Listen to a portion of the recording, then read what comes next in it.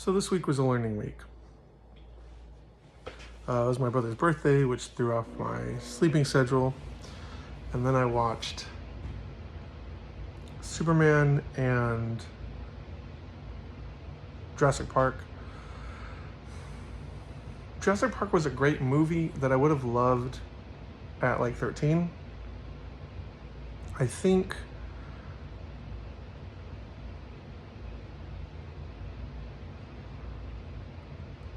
my biggest complaint is that the first Jurassic Park movie was a horror movie, and these latest ones are action or adventure, which isn't bad, but I feel like if they approached them more from an action adventure point of view, they would, not that they would do better, but you could take them to greater heights.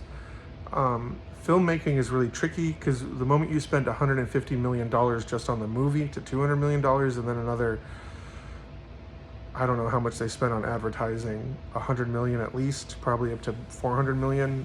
So you need to make 600 million between the toys and everything. You don't want to take any risks, and I get that. So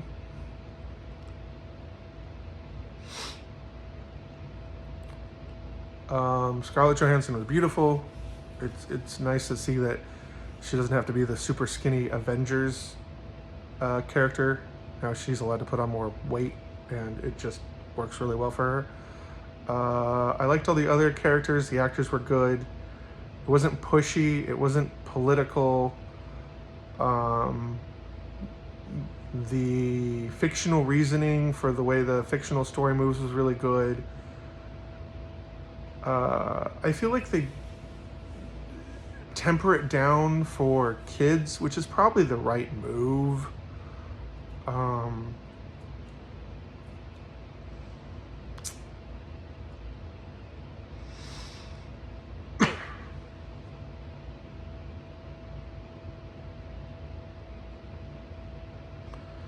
Yeah, the dinosaurs looked pretty cool. My only complaint is that CG dinosaurs don't have that comedic timing that puppet dinosaurs do. But that's a small complaint. That's kind of the movie maker in me. Like, how can I get another 1 to 2% of quality, another 1 to 2%, another 1 to 2%?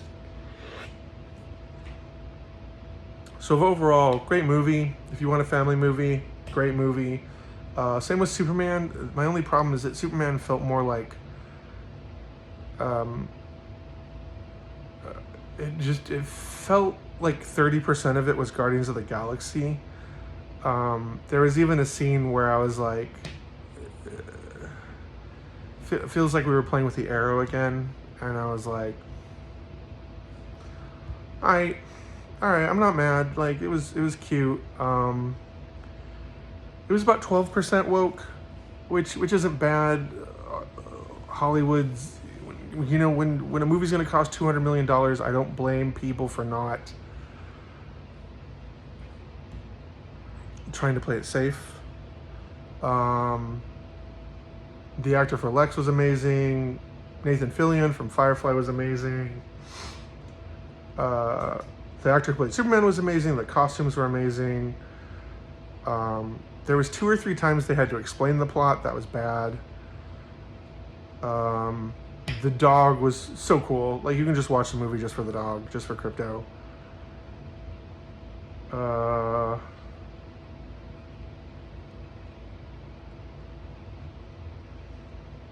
It was like 2% preachy, which was really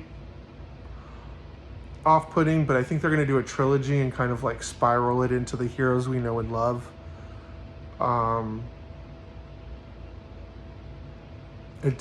It was definitely political. It wasn't like original Star Wars or Superman the cartoon where there was a sense of right and wrong. I don't know that Hollywood knows the difference anymore. I think everything that's right or wrong is projected or presumed. Because righteousness has become a moral sense of gray. Which I feel like me and the church should take responsibility for. We forgot to continue to work with the youth and continue to work through things that matter to society. In the churches I went to when I was younger, that we had sports leagues, like the basketball league, I think had like 8 teams in the different divisions. The soccer league had 4 to 6. There was a lot of family events. So there was a lot of entertainment, a lot of things you could go to. On the weekly Bible study, the weekly youth group meetings, that we played sports, we played games, we went to parks and played capture the flag. We had events where we all wore glow sticks. There was events where we went to theme park. There was always things going on.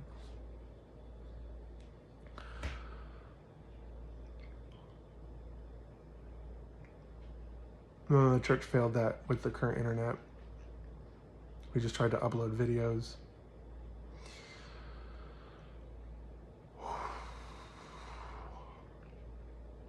I guess I have more work cut out for me. Anyway, I've learned that I need to set up a way to podcast in my room because me and my roommate like to talk, so I keep getting distracted. So that's what I'm gonna do this week. Maybe I'll buy a sitting desk or something.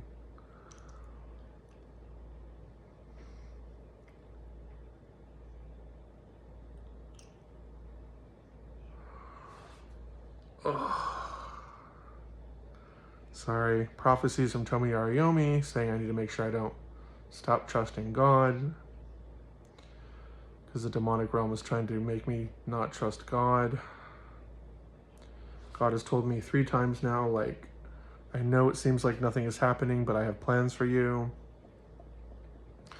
I made really good strides on the porn instinct.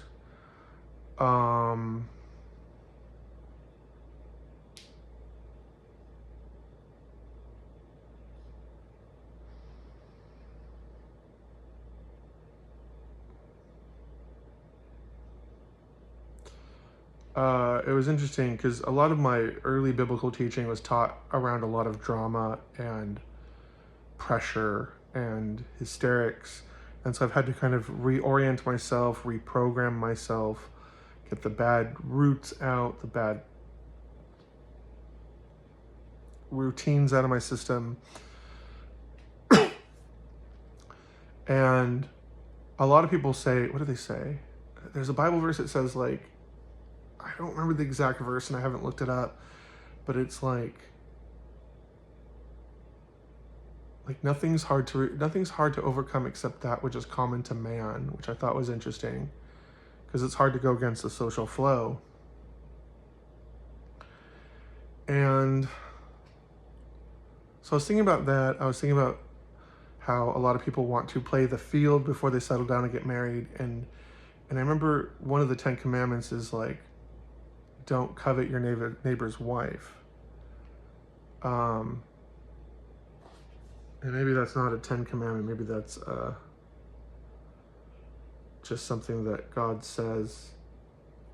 I normally do more research, and I need to read the Bible again. I've been working so hard to learn how these gifts of the Spirit work, where God's taken America, where God's taken the world. How can I move the world to bring God back?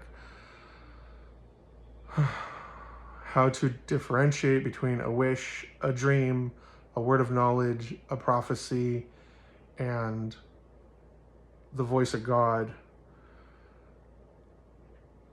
It's a lot. So forgive me if I'm dropping a couple coins here and there. And then I was thinking about what it says. What did he say? If you look at someone with lust in your heart, you've actually committed lust. And I thought that was interesting. So I was thinking about envy and coveting, and I was like, well, you know what? Because everything when I was younger was taught was such a big deal, I had to kind of wrestle down the intellectual content to bring it to order, and then I can operate with it. Hysterics might keep you away from doing something, but they don't drive you towards anything. Philosophy is like a well-organized city streets. If you understand it, you can get anywhere and get anywhere efficiently and without resistance. So I thought about that and I was like, okay, don't envy, don't covet, don't lust. And I think that was just it. It was just like, don't do it. The big thing was like, don't do it. It's not just don't do it in reality with people, but don't do it inside of your heart. So don't do it with porn. Don't let your imagination or your creation center do that as well. And I thought, okay. So even though you might miss out on experiences by not having several partners, if heaven is telling you not to partake, it means the superior directions, the directions that are perfect, as aligned by God, are better and pay out more. Because you can't take your sins, or a better word is like your disqualifications, or a better word is like the things you amass as treasures that aren't aligned with heaven, you don't get to have forever. Because if you learn art on earth, you get art to do art in heaven. And if you learn music on earth, you get to learn music in heaven. And your family, they learn about God and they get to go with you in heaven. But in heaven, we don't have physical bodies, we have spiritual bodies.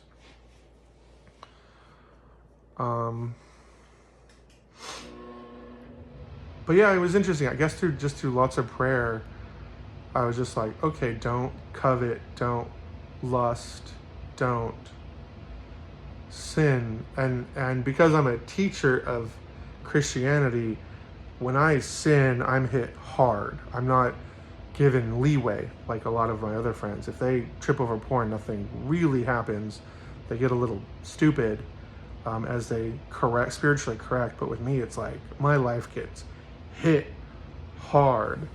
So I've been trying really hard to learn, and plus I want to cure addiction.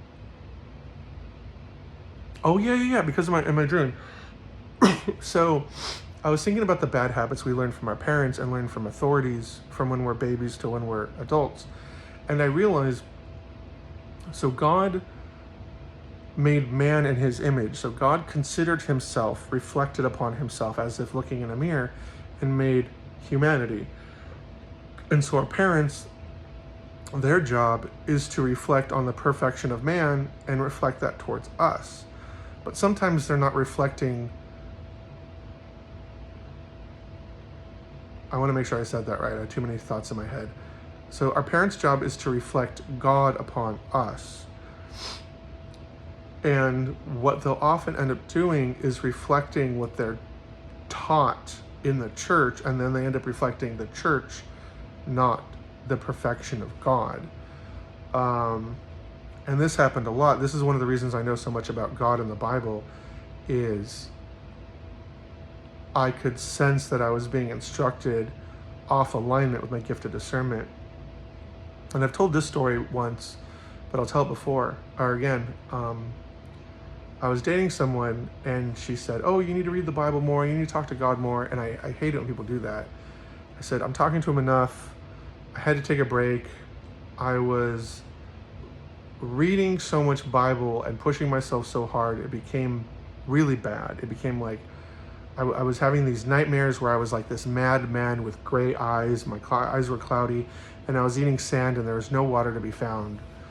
And when I took a break, it's like my sanity came back. I started having long-term relationships. I started going to college full-time. I started getting A's. I kept the same job. Like everything about my life suddenly became good, stable, efficient. My emotions were more outspoken. They shined. They were more like purified. It was less muddled.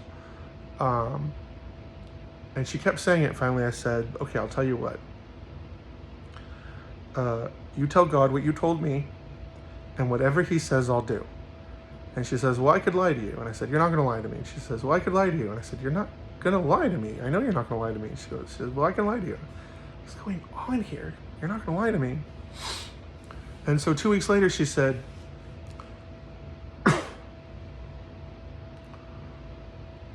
I prayed to God and he didn't say anything. So I think you should read the Bible. And I said, no, what did God say? And she said, he didn't say anything. And I said, no, what did God say? And she said, he didn't say anything. And I said, I know God. I know his attitude. Once you've read the Bible, there's certain, you understand more of God's personality. You know, God's loving. He's not a murderer. You know, so, okay, well, if someone says God murdered someone, you're like, no, let's go this way. You know, God's generous. So if people say, you know, oh, God's not generous. No, God's generous. And you just learn these details. No, I know God, I told her. He told you something. What did he say? He said nothing. No, I know God. What did he tell you? I'm telling you, he didn't say anything. No, I know him. Tell me. And then she said, he said it's between you and him. But I don't get it. I feel like you should be reading the Bible more and spending more time with him. And I said, what, really? Like, he literally told you it's between him and I, and you're still telling me what to do. And she said, yeah, well, I think you should. And I said, God is literally telling you to back off, and it's between him and me, and you're not dropping this. She said, yeah, well, it's good to, I was like, oh my gosh, people are crazy. Like, it was so absurd. So where was I going with that?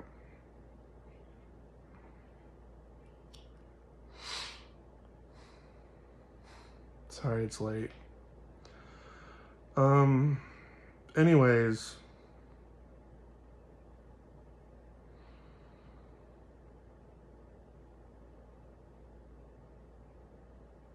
I've been praying and relaxing a certain amount of grip I've had on my psychology. You know, when you've gone through a lot, you have the need to always be in control, and I've kind of relaxed that. Never show hate. I'm relaxing that and allowing the control of the hate to kind of flow through my body. So that instead of holding on to hate, it's just kind of like relaxing and being processed out. And I like to be frugal, not frugal with my money, but I like to try and push myself to be a little more frugal. And I said, you know what, we should stop acting like we're poor, because I think that's causing my psyche to respond and not try to always stay in emergency mode. And I need to leave emergency mode and live in life mode, so I can get to a mode where I produce more. And so, yeah, I thought, okay, so the goal is not to lust, not to envy. So don't waste time worrying about things you shouldn't want to experience. And really, what is it we want in life? Do you want to have a lot of partners, or do you want to make things that change the world and leave wealths for future? You know, do you want to be, I want to be rewarded in heaven. I heard the more you do for God, like the cooler your heaven house is. And I want, someone said, like John Wayne has a really nice ranch. Other people have these really beautiful houses. I got to see my friend who died. I got to see his house. He has like a Harry Potter house. It's just beautiful and wonderful. He lives on a cobblestone street. It's just gorgeous, where the sky is always this perfect peach color sunset, or at least it was when I saw it. I've seen a little bit of mine. There were these tubes for dolphins to swim through, because I like the game Echo the Dolphin. I had a little cottage that was perfect for naps. And God had given me a cape because I largely live my life like a superhero. So yeah, I want a big heaven house. But anyways, yeah, it just worked. Like, don't, lusting after people will never not be a pain in my ass. So let's just not lust. Envying opportunity will never not be a pain in my ass. So let's just not envy. But anyways, so updates on healing my dad, right? Because I prayed for him and there was like these major heals. Well, his kidneys were like shutting down bad, like shutting down. He was on dialysis, and I just heard from the doctors that his kidneys are working. So my mom's a little bit afraid to find out just how well they're working, but they are working, which is a big deal. So I'm praying that, like, I really want to start YouTube plus healing people, and I haven't quite figured out how to do that yet. God said if I wanted to, I could walk around the San Antonio Mall once a week and heal people there, but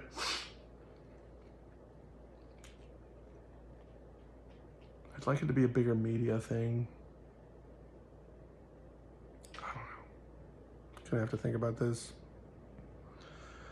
But yeah, this week's episode, not awesome. I need to start making content in my room because my roommate and I like to talk, and so we talk, and I like to get distracted.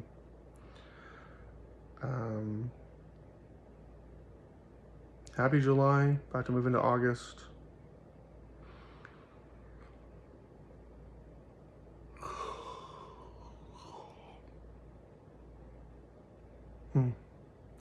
Love you guys.